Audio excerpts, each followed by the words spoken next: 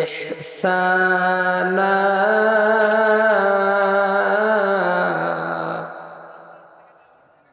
সকলে বলছি আল্লাহু আকবার। আয়াতুল আখির وقال تعالى في شان حبيبه مخبرا وآمرا إن الله وملائكته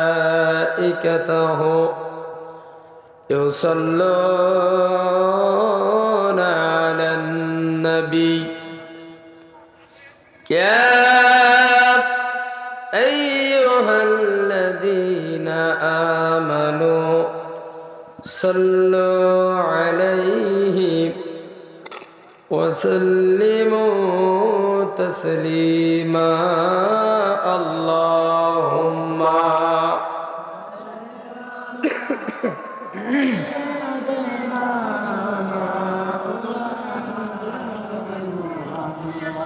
وعلى آل سيدنا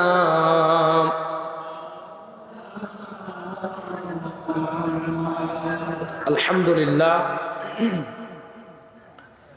হাফিজিয়া মাদ্রাসা শুভ উদ্বোধন উপলক্ষে যুবকদের উদ্যোগে ঐতিহাসিক চতুর্থতম তাফসিরুল কোরআন মাহফিল।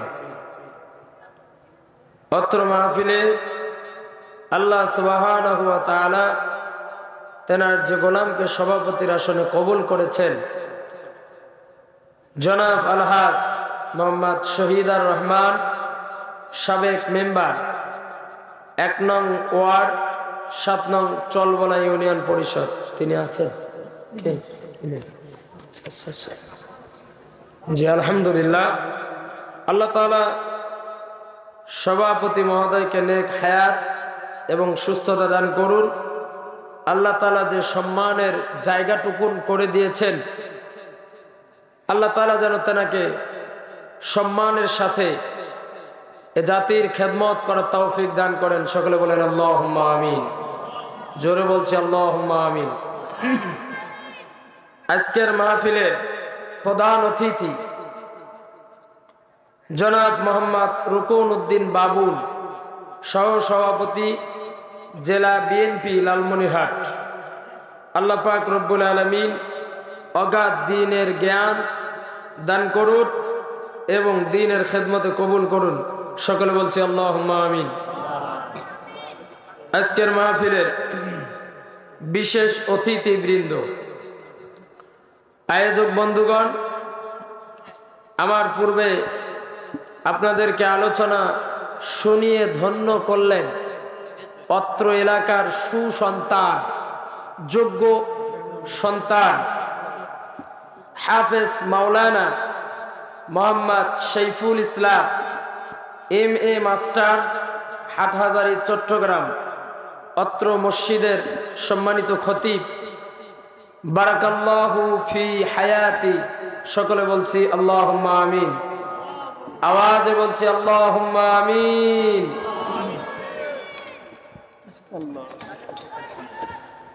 আমার পরে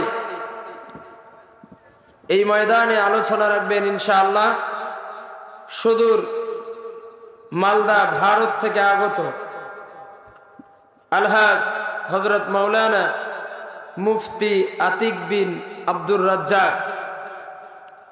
আল্লাহ সুবহানাহু ওয়া তাআলা তেনার এই গোলামের কণ্ঠ দিয়ে এই ময়দানে এমন কিছু কথা যেন বাহির করে দেন, যে কথাগুলো শুনে আমরা ইহকালীন জীবনে এবং পরকালীন জগতে আল্লাহ তাআলা যেন আমাদেরকে জান্নাতের ফয়সালা করে দেন এই আমলের দ্বারা। সকলে বলছি আল্লাহুম্মা আমিন। আরো জোরে বলছি আল্লাহুম্মা আমিন। পরিচালনায় রয়েছেন আমার প্রিয় ভাই মাওলানা মোহাম্মদ মকবুল হোসেন, মোহতামিম, দলগ্রাম আশামসিয়া ইসলামী ইনস্টিটিউট। আল্লাহ তাআলা আমার ভাইকে দ্বীনের জন্য কবুল করুন। সকলে বলছি আল্লাহুম্মা আমিন। মঞ্চে উপবিষ্ট হযরত উলামায়ে কেরাম,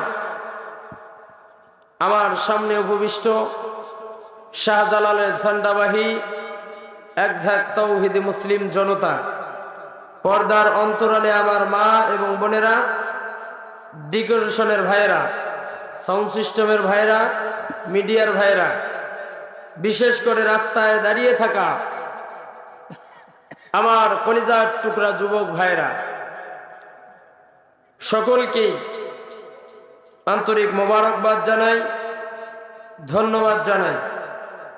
আমরা সর্বপ্রথম শুকরিয়া আদায় করে নিচ্ছি সেই মহান রবের দরবারে যে আল্লাহ সুবহানাহু ওয়া তাআলা ফার্ড অফ হেভেন তথা এই জান্নাতের বাগানে আসার এবং বসার সুযোগ দান করলেন। মুসলমানের মতো শাহাদাত আঙ্গুলটি আকাশের দিকে করে বলেন তিনি কে? আরো জোরে মুসলমানের মতো বলেন তিনি কে? আরো চিল্লায় বলেন তিনি কে? আল্লাহ। আমরা মুসলমান একমাত্র কেবলমাত্র মাথা নত করব কার কাছে? শুকরিয়া আদায় করব কার? সকলে বলছে আলহামদুলিল্লাহ, আরো আওয়াজে বলছে আলহামদুলিল্লাহ। দরুদ পড়ছি বিশ্ব মানবতার বন্ধু, আপনার আমার কলিজার টুকরা নবী সাইয়্যিদুল মুরসালিন খাতামান নবিয়্যিন, দু জাহানের বাদশা নবী, নবীকুলের শিরোমণি, মা আমিনার কলিজার টুকরা নয়নের মণি, রাহমাতাল লিল আলামিনের উপরে যে রাসূলকে নিয়েও আজও গোটা বিশ্বব্যাপী ষড়যন্ত্র আছে না নাই? আওয়াজে বলেন আছে না নাই?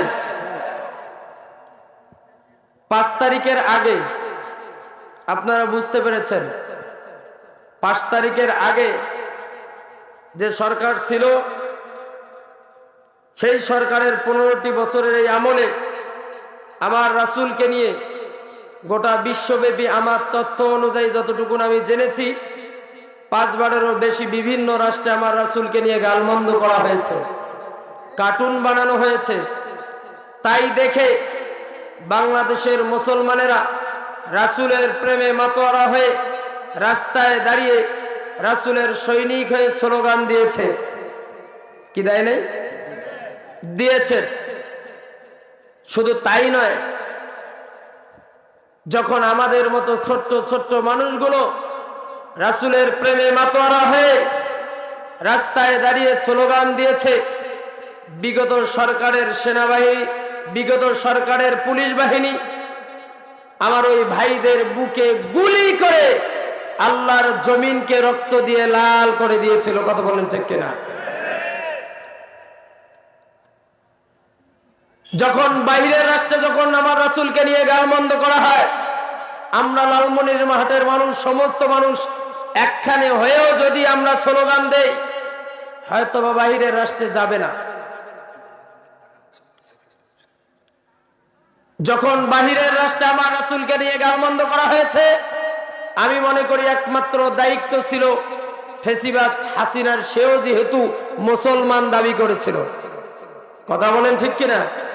যখন তিনি কোনো প্রতিবাদ করত, অল্প সময়ে গোটা বিশ্বে ছড়িয়ে পড়ত। কথা বলেন ঠিক কিনা? কিন্তু তা করে নাই, বরং পঞ্চগড়ের জমিনে, ভোলার জমিনে, চট্টগ্রামের জমিনে, ব্রাহ্মণবাড়িয়ার জমিনে, এমনকি আমার দিনাজপুরের জমিনেও আমার রাসূলের পক্ষে স্লোগান দেওয়ার কারণে পুলিশের ভাইয়েরা তাদের বুকে গুলি করে শাহাদাত করে দিয়েছে। তবে আজকে আমরা একটা কথা যে ময়দান থেকে বলতে চাই, আগামীকাল সূর্যের আলো দেখতেও পারি, নাও দেখতে পারি।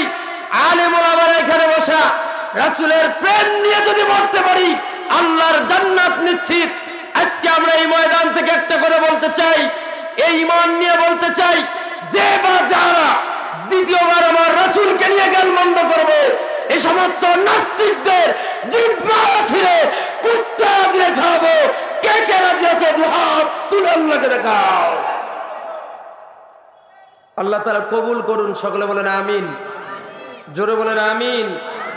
সেই রাসূলের শানে পড়ছি, সকলে বলছি মহব্বত ভরা হৃদয় নিয়ে সাল্লাল্লাহু আলাইহি ওয়াসাল্লাম।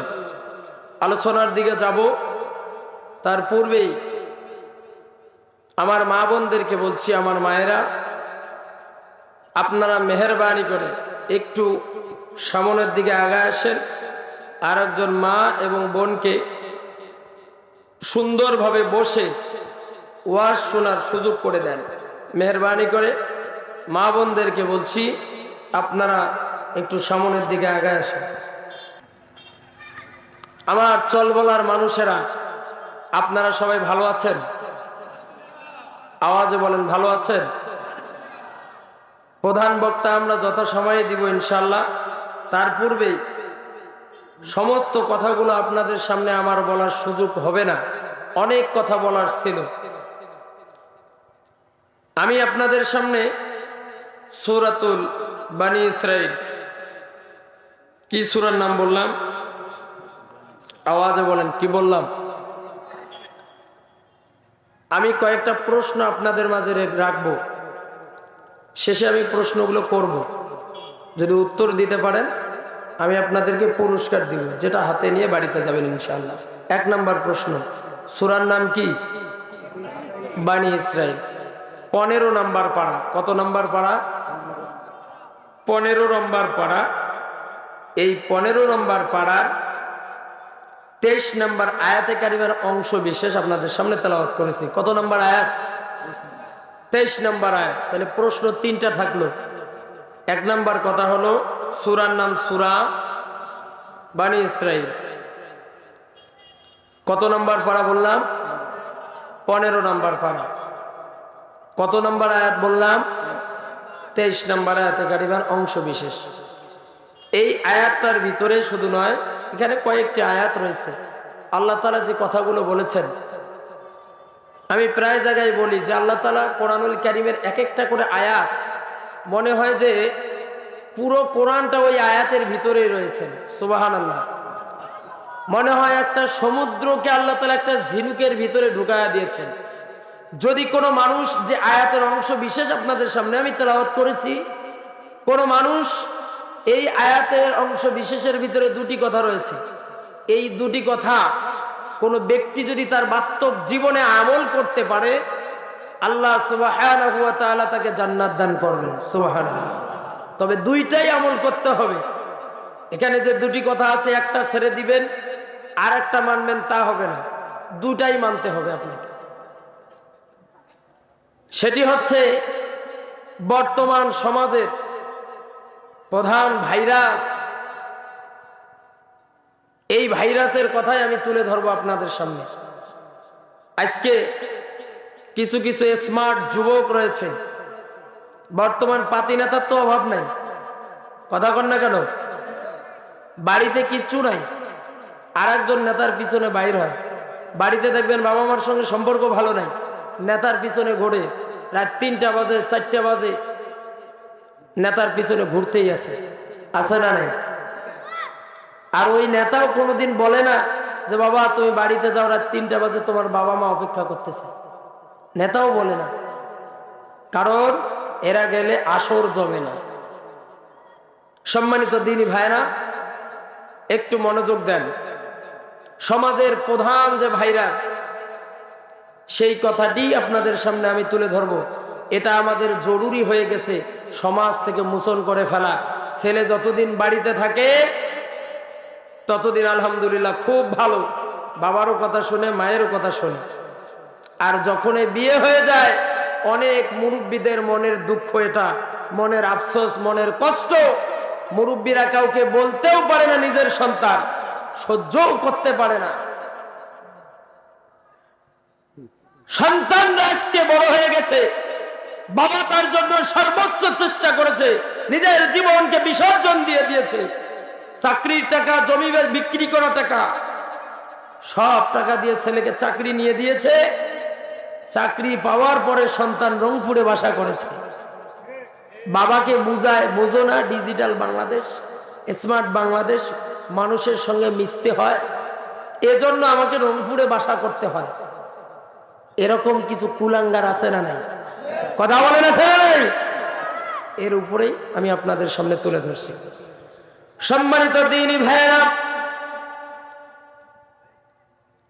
আল্লাহ পাক রব্বুল আলামিন কোরআনুল কারীমের সূরাতুল বনী ইসরাঈলের 23 নম্বর আয়াতে কারিমার প্রথম অংশে দুটি কথা বলেছেন। এক নম্বর কথা আল্লাহ তাআলা বলেন, ওয়াকাদা রাব্বুকা আল্লা তা'বুদু